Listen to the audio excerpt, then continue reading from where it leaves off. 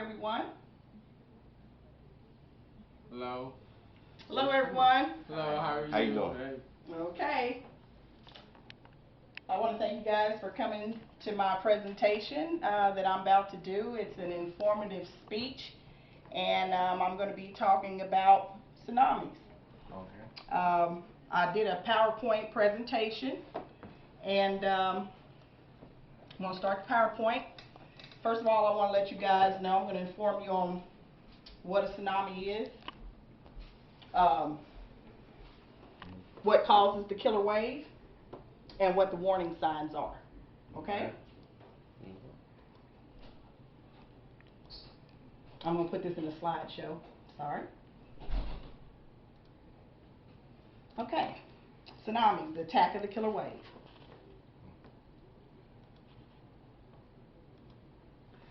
What is a tsunami? A tsunami is in Japanese means harbor wave. Some have confused this with a tidal wave, but it's a little different. The difference is that the pattern of the wave, which travels outward instead of inward in every direction. That's the difference in a tsunami and a tidal wave. Okay. Okay? What causes this killer wave?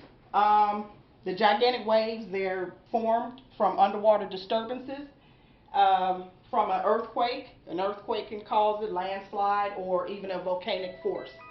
This killer wave is capable of moving at a speed of 100 miles per hour with waves as high as 100 feet in the air.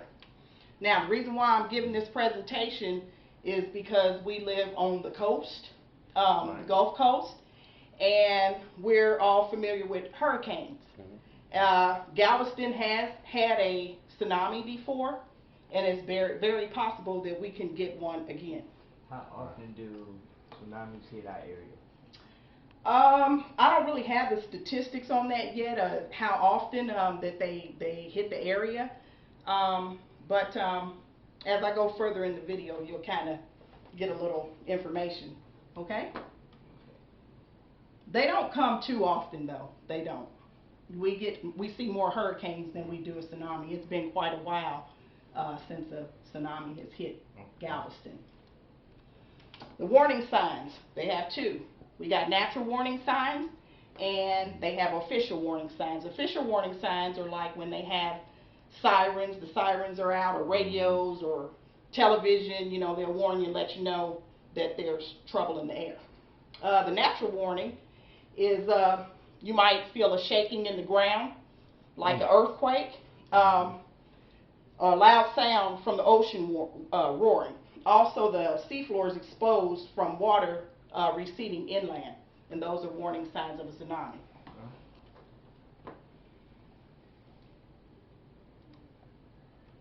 Sorry about that. Okay, this is how we detect, or how they detect tsunamis. The DART system, which is Deep Ocean Assessment and Reporting of Tsunamis, lets the country know when a tsunami is approaching. This allows time for the coastlines to go under evacuation.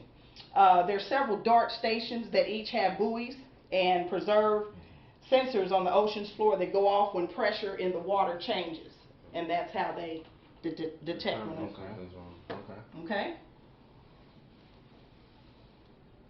Now, we have protection and prevention. How can we protect ourselves and prevent tsunami from really doing damage to us? If you live near the coast, in the midst of an earthquake, these 3 simple steps can save your life. And it's simple: drop, cover, and hold on. So you want to get down, you want to go for cover, and you want to hold on. Okay? If you're outdoors, stay away from debris or hazardous materials, trees, any down power lines or anything like that. You want to kind of stay away from.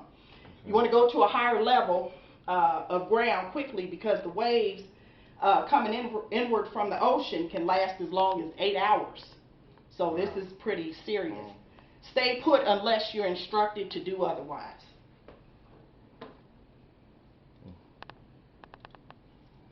Here's some interesting facts about a tsunami. Did y'all know that 80% of tsunamis happen around the California coast? Tsunamis are as fast as jets, traveling at speeds of 500 miles an hour. That's pretty fast. Mm-hmm. Do not swim if caught by a wave. Try to grab something to float on and let the current bring you in if you're out there surfing or whatever. Tsunamis also sound like a freight train. The tsunami that hit the Indian Ocean in 2004 was the most devastating, with more than 200,000 people losing their lives. A lot of them were lost at sea.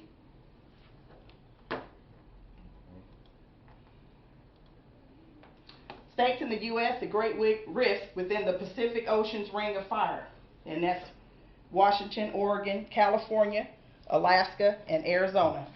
So they don't happen in Texas or Houston? They do, but it's on the Pacific coast. Okay. They're more prone for happening on the Pacific coast. Okay. Okay? Sorry about that. And this is my bibliography, just let you know the information that this is coming from. Okay, so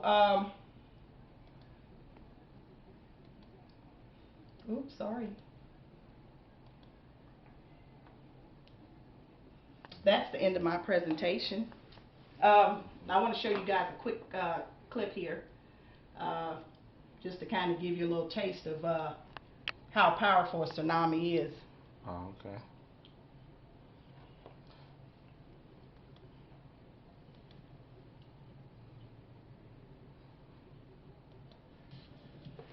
The warnings are few.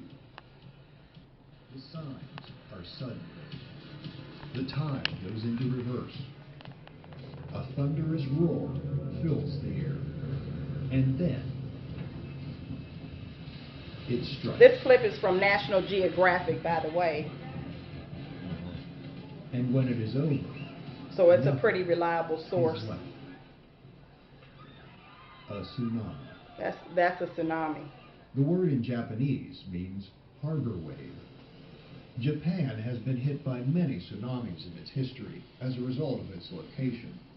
It lies across the edges of 4 tectonic plates, where most earthquakes, the principal cause of tsunamis, are born. That's my video clip. Like I said, I just wanted you guys to kind of get an idea of what a tsunami looks like. Okay? Mm-hmm. Any questions, anybody? So the chances of it hitting actually in Houston is kind of slim to none, right? I wouldn't necessarily say that. According to,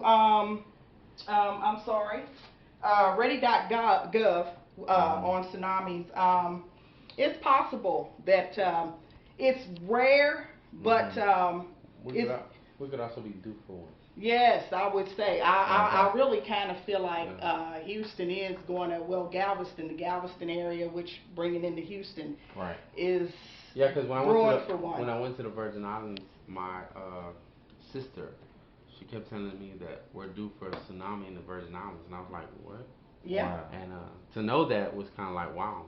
Yeah. But it's like, you never know. Yeah, that's true.